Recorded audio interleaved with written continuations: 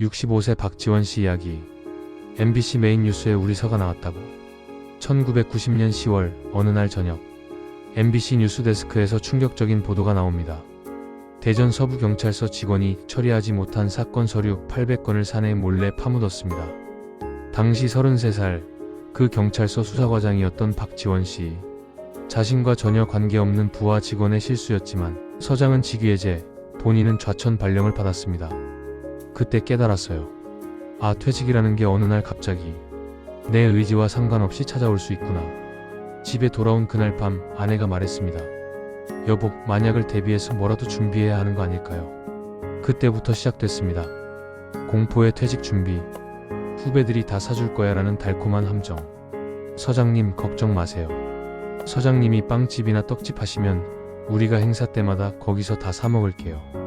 매상 보장이죠. 후배들의 이런 말에 희망을 품었습니다. 아, 그래.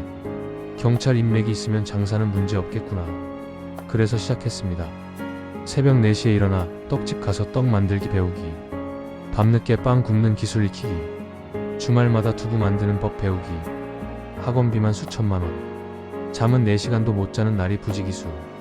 그런데 퇴직하고 나니 깨달았습니다. 경찰서장 명함을 내려놓는 순간 하루 50통씩 울리던 전화가 단 한 통도 안 울더라고요. 전화기가 고장 난 줄 알고 계속 확인했을 정도예요. 제과 제빵 기능사 자격증. 학원 원장님이 그러더랍니다.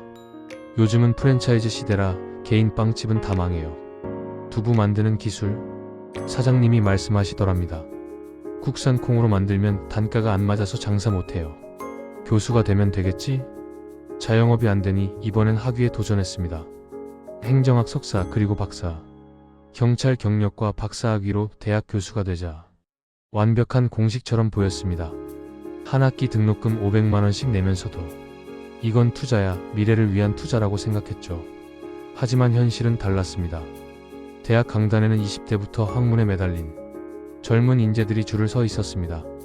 50대 중반의 야간 대학원에서 딴 학위로는 경쟁이 될 리가 없었죠. 게다가 설령 교수가 된다 해도 교수 정년도 65세. 또다시 퇴직 공포에 시달리게 되는 거잖아요. 그렇게 10년 넘게 온갖 걸 배우고 준비했지만 퇴직 후 실제로 돈이 된 건 딱 하나였습니다. 바로 스피치. 서장 시절 300명 직원 앞에서 발표할 때마다 심장이 터질 것 같아 스피치 학원에 등록했었죠. 6개월에 250만 원 하는 고가의 수업이었습니다. 그리고 운명적으로 만난 김창옥 강사님. 그분에게 배운 반전의 기술이 인생을 바꿨습니다. 퇴직 후 전국을 다니며 강연했습니다. 한 번에 70만 100만 원씩 월 1000만 원 이상 벌었습니다. 드디어 찾았다. 이게 내 길이구나. 그런데 65세가 되자 강연 의뢰가 확 줄어들기 시작했습니다. 현재 월 수입 300만 원. 앞으로 더 줄어들 게 뻔합니다. 직장 퇴직 때 낭떠러지 공포를 느꼈는데 65세가 되니 사회적 사망이 이런 건가 싶더라고요. 시니어 취업 공고를 봐도 대부분 65세 미만. 학위도 경력도 명예도 아무 소용 없었습니다. 그때 깨달았습니다.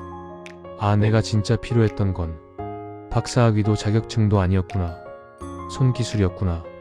현재 68세. 박지원 씨는 새로운 도전을 하고 있습니다. 바로 나무의사. 이미 수목치료사 자격증은 땄고 방송통신대 농과대학에 편입해 공부 중이며 식물보호기사 자격증도 취득했습니다. 내년 2월 나무의사 시험을 앞두고 있습니다. 이제야 알았어요. 손기술은 나이가 들수록 가치가 높아진다는 걸. 정년도 없고 경력이 쌓일수록 전문가가 되는 거죠. 집 정원의 나무들을 정성껏 가꾸며 80세까지 일하는 걸 목표로 하고 있습니다.